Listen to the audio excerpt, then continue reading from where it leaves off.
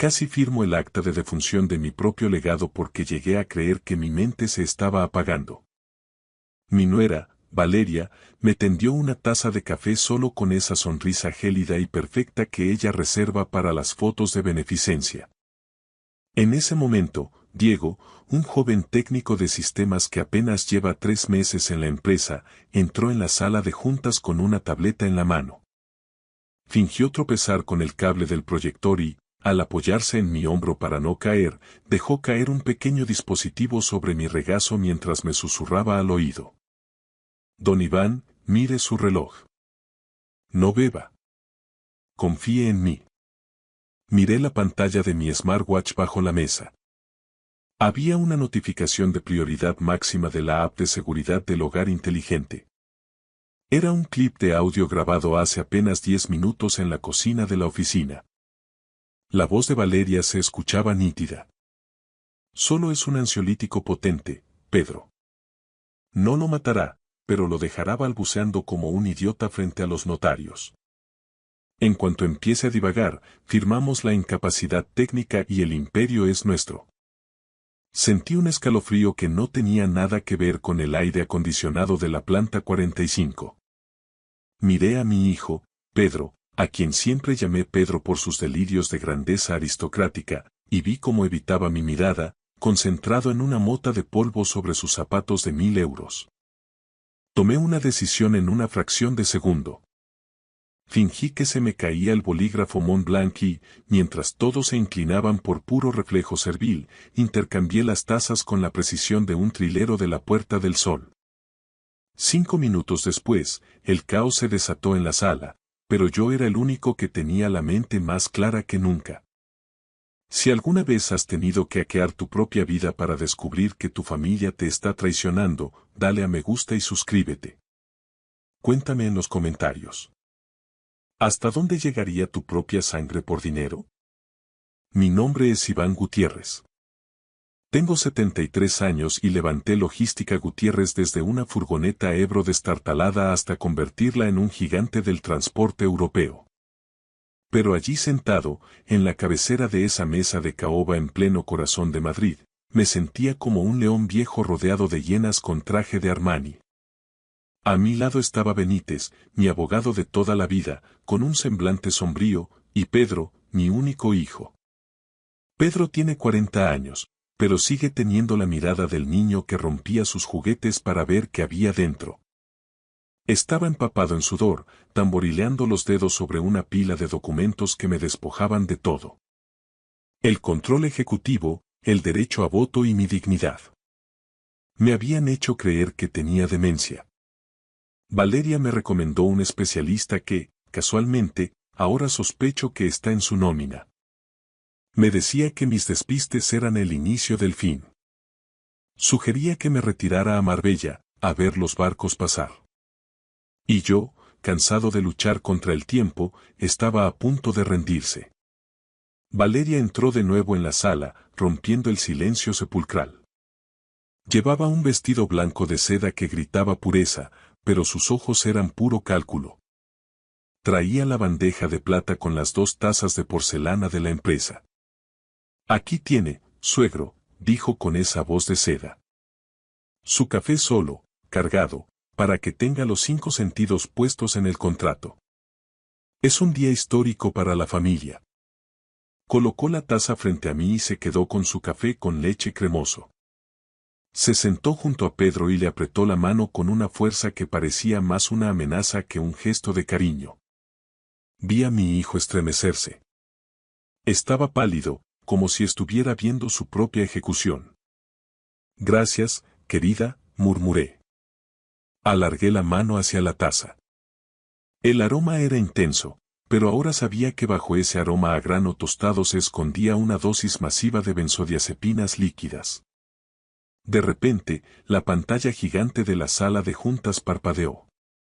Era Diego desde el control técnico.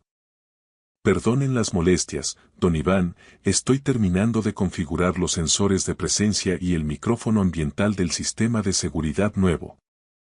Sigan con lo suyo, dijo a través de los altavoces.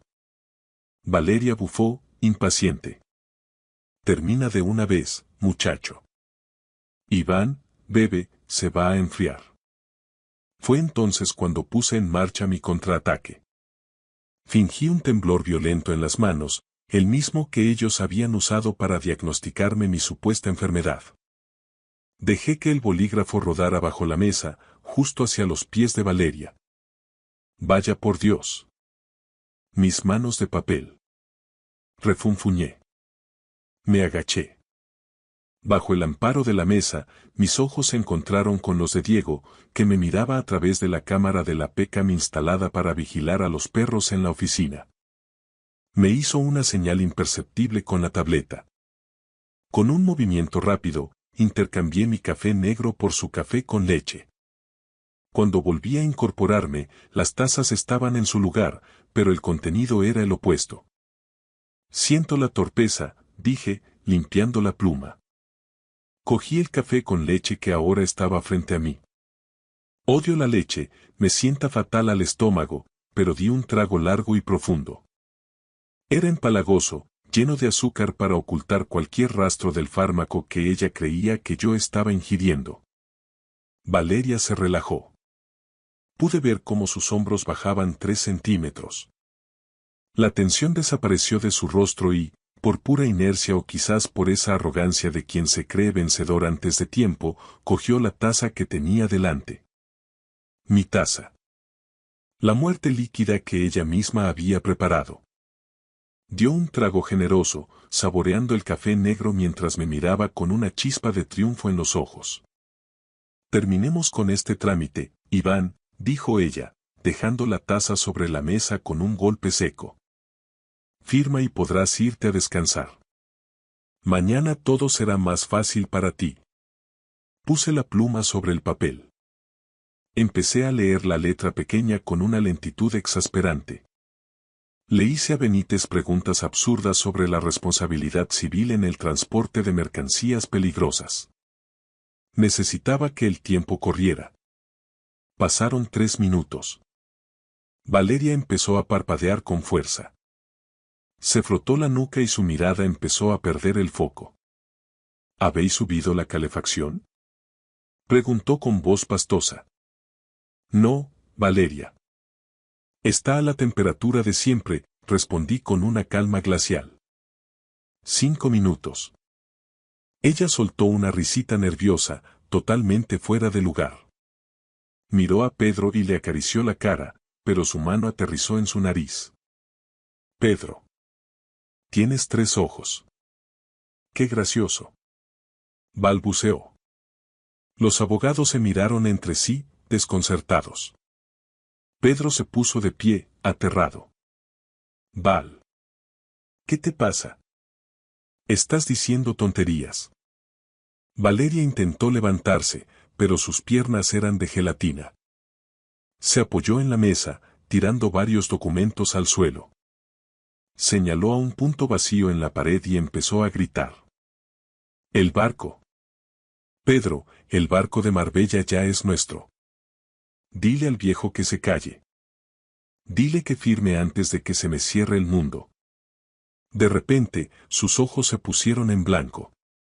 Intentó decir algo más, pero solo le salió un murmullo ininteligible. Sus brazos convulsionaron ligeramente, golpeando su propia taza y derramando el resto del café sobre el contrato millonario que yo debía firmar. Se desplomó sobre la alfombra como un fardo de ropa sucia, roncando profundamente en un sueño químico e irreversible frente a toda la junta directiva. Llamada a emergencias.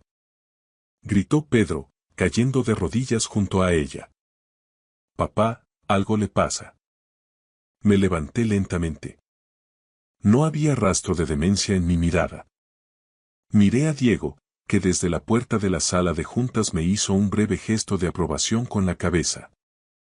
No hace falta urgencia vital, Pedro, dije con una voz que hizo que los abogados se quedaran petrificados. Solo necesita dormir. Y tú necesitas darme muchas explicaciones.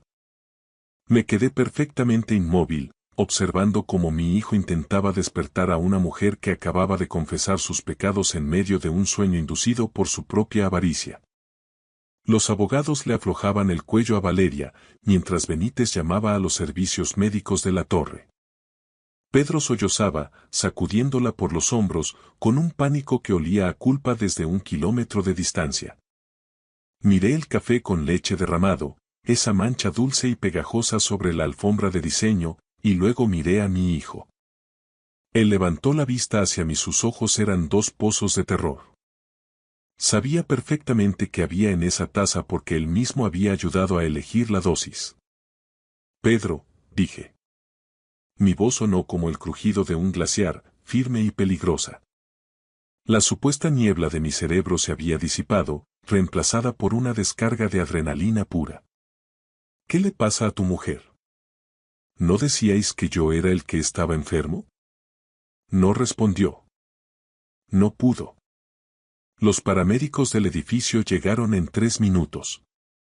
Mientras subían a Valeria a la camilla, ella empezó a balbucear sobre barcos en Marbella y el viejo ya no cuenta, una confesión narcótica frente a los notarios que grababan todo con la mirada estupefacta.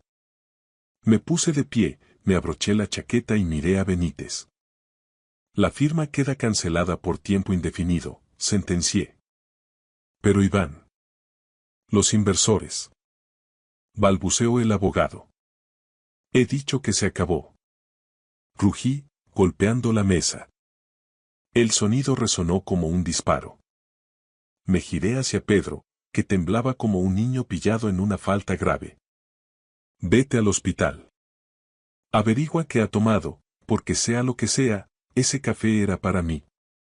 Y reza para que se recupere, porque si abre la boca más de la cuenta, lo siguiente que firmará será tu confesión. Salió corriendo. Me quedé solo con Diego, que permanecía en la esquina de la sala con su tableta. Me acerqué a él. Buen trabajo, muchacho. ¿Cómo lo supiste? Don Iván, instalé los micrófonos del hilo musical ayer. Se quedaron abiertos por un error de configuración. O quizá fue el destino. Los escuché en la cocina esta mañana. Decían que usted era un estorbo necesario de eliminar. Le puse una mano en el hombro. Guarda esas grabaciones en 3 servidores distintos. Y búscame a Rosa. Valeria la echó esta mañana bajo una acusación falsa de robo. Necesito encontrarla antes de que Pedro intente silenciarla también. Salí de la torre, pero no cogí el coche oficial. Necesitaba un médico que no estuviera en la nómina de mi hijo.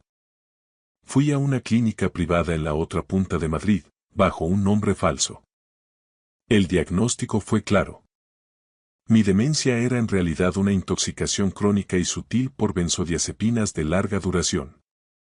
Me habían estado drogando a fuego lento durante meses para anular mi voluntad. Llegué al Hospital Universitario de La Paz 2 horas después. Encontré a Pedro en una sala de espera privada. Un médico con una bata impecable y una actitud demasiado relajada intentó venderme la misma moto de siempre. Señor Gutiérrez, su nuera ha sufrido un brote psicótico por estrés y agotamiento. Nada grave, solo necesita descanso. Miré al médico. Sabía que su reloj de oro no se pagaba con un sueldo de hospital público. ¿Estrés, doctor? Sonreí sin rastro de alegría. Mi nuera estaba celebrando la compra de un yate mientras se le caía la baba. No me mienta. Pedro se acercó, intentando agarrarme del brazo con sus manos sudorosas. Papá, por favor. Ella solo quería que todo fuera perfecto. Se ha presionado tanto por cuidarte que su cuerpo ha dicho basta. Firma los papeles aquí mismo, el notario puede venir al hospital. Así descansaremos todos. Lo miré de verdad. Vi la desesperación de un hombre que debe dinero a gente peligrosa.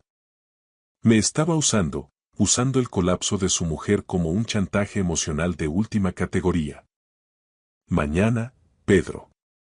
Mañana lo arreglaremos todo, mentí, dándole una palmadita en la mejilla que lo dejó helado. Salí del hospital y me dirigí a Vallecas. No usé el Bentley, sino una vieja furgoneta Nissan que guardaba en un almacén de las afueras, la misma con la que empecé a repartir paquetes hace 40 años. Era invisible, un fantasma entre el tráfico madrileño. Encontré a Rosa en un cuarto piso sin ascensor. Estaba aterrada. Don Iván. Pensé que me habrían hecho algo, lloró al verme. Me salvaste la vida, Rosa. Ahora cuéntame todo lo que viste. Rosa sacó un pequeño frasco de cristal ámbar que había rescatado de la basura de Valeria. Es un tranquilizante para caballos, señor. Ella lo mezclaba con su azúcar especial todos los días. Y hay algo más. Rosa bajó la voz. Escuché a Pedro hablar por teléfono con unos hombres. Decía que si no conseguía el control de la empresa este viernes, el grupo de Marbella vendría a por él. No son inversores, don Iván. Son prestamistas. Me metí el frasco en el bolsillo. Tenía el arma, tenía el motivo y tenía a Diego controlando los servidores de la casa. Pero necesitaba el golpe final. No iba a enviarlos a la cárcel para que vivieran de mis impuestos, iba a enviarlos de vuelta al lugar de donde yo vine. A la nada. Rosa, haz las maletas. Te vienes conmigo. Mañana es el gran día de la firma. Pero no será la firma que ellos esperan. Regresé a mi despacho de madrugada. Diego me esperaba allí, tecleando furioso. He entrado en las cuentas personales de su hijo, señor. Está en la ruina. Ha hipotecado hasta su alma. Perfecto, dije, sacando una carpeta de cuero de mi caja fuerte. Diego, quiero que redactes un documento. Vamos a usar el mismo encabezado que el poder notarial que ellos prepararon. Pero vamos a cambiar el cuerpo del texto. Me senté en mi sillón de cuero, mirando las luces de Madrid. Mi hijo pensaba que yo era un viejo acabado. Mañana descubriría que el león puede estar viejo, pero sigue sabiendo cómo despedazar a las hienas. Prepáralo todo, Diego. Mañana les daremos exactamente lo que han pedido. El control de sus vidas. Caminé hacia mi vieja furgoneta Ebro, con los sonidos del tráfico de Madrid convirtiéndose en un rugido sordo en mis oídos. Mi propio hijo y su esposa no solo habían intentado anularme, habían convertido mi hogar en un campo de minas digital y químico. Pero mientras arrancaba el motor de la Ebro, que respondió con un gruñido rudo y fiable de otra época, supe una cosa con certeza. Los imperios no se regalan, se defienden. Me dirigí directamente a un pequeño almacén en un polígono industrial de Getafe. Allí me esperaba Diego. No era un laboratorio de toxicología lo que necesitaba esta vez, sino un centro de mando. Diego había pasado las últimas horas analizando el rastro digital de las medicinas de Valeria. Don Iván, mire esto, dijo Diego, señalando 3 pantallas. No es veneno para matar, es para borrar. Es una variante sintética de escopolamina líquida mezclada con benzodiazepinas. En dosis altas, produce una sumisión química total. Te convierte en un títere que firma lo que le pongan delante y, al despertar, no recuerda ni su nombre. Me senté frente a los monitores. La rabia que sentía era gélida. Durante 3 meses, cada vez que olvidaba las llaves, cada vez que me perdía conduciendo hacia el club de campo o que olvidaba el código de mi propia caja fuerte, no era la vejez llamando a mi puerta. Era mi familia empujándome al abismo. Me habían estado microdosificando para que, cuando llegara el día de la firma, yo aceptara mi incapacidad con alivio. Diego, ¿tienes acceso a los micrófonos del salón principal de la finca? Pregunté. Todo bajo control, señor. El sistema de casa inteligente que instalaron para vigilarle ahora trabaja para nosotros. Me puse los auriculares. Eran casi las 2 de la mañana. En la pantalla de seguridad vi a Pedro entrar en el despacho, seguido de una Valeria que aún caminaba de forma errática tras el incidente del café. Eres un inútil, Pedro. Siseó la voz de Valeria a través del micro. Casi nos descubre por tu culpa. Si no llega a ser por el médico que tenemos en nómina, ahora estaríamos declarando ante la policía. Yo no sabía que cambiaría las tasas. Lloriqueó mi hijo. Está alerta, Val. Sospecha algo. Tenemos que parar. Parar.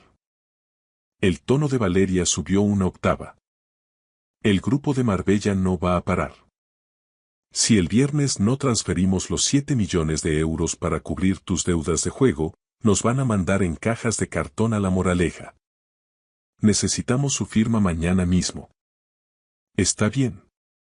Susurró Pedro, y oí el sonido del cristal chocando contra la botella de whisky. Mañana lo haremos. Si no firma por las buenas, falsificaré el rastro biométrico con el software que compramos. Total, es solo un viejo estorbando en su propio trono. O es él, o somos nosotros. Me quité los auriculares.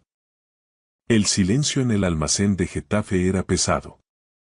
Mi hijo, el niño al que enseñé a conducir, el que heredaría todo de forma natural, estaba dispuesto a borrar mi existencia por 7 millones de deuda con la mafia. Diego, dije, con una voz que no reconocí ni yo mismo. Prepara el documento de dación en pago. Y usa el mismo formato que su contrato de transferencia de poderes.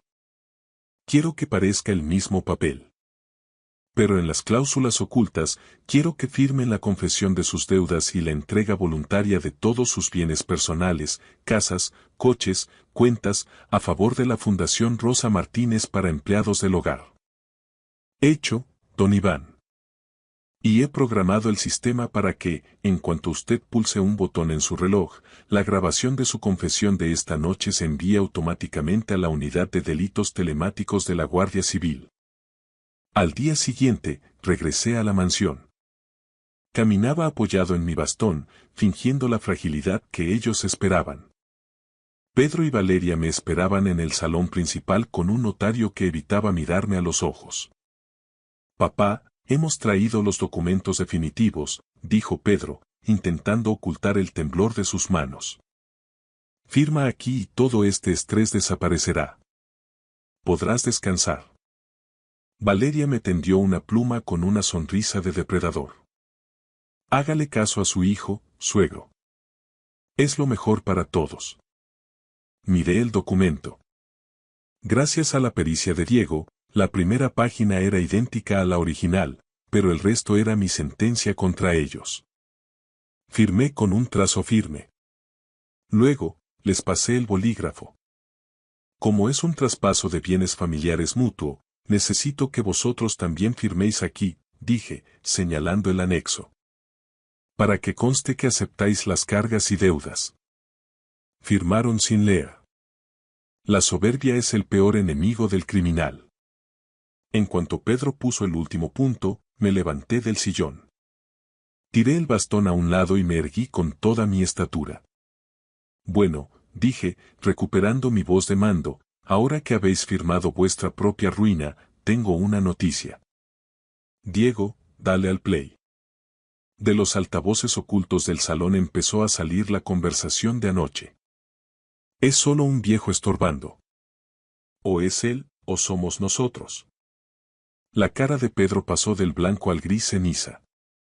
Valeria intentó abalanzarse sobre la mesa para romper los papeles, pero Diego entró en el salón con 2 agentes de seguridad privada. No te molestes, Valeria, dije con calma. Ese documento que acabáis de firmar reconoce vuestras deudas de juego y transfiere vuestro patrimonio personal para pagarlas. No tenéis nada. Ni vuestras cuentas, ni vuestros coches, ni esta casa.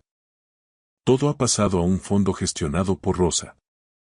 No puedes hacernos esto. Soy tu hijo. Gritó Pedro, cayendo de rodillas. Mi hijo murió anoche en esa grabación, respondí.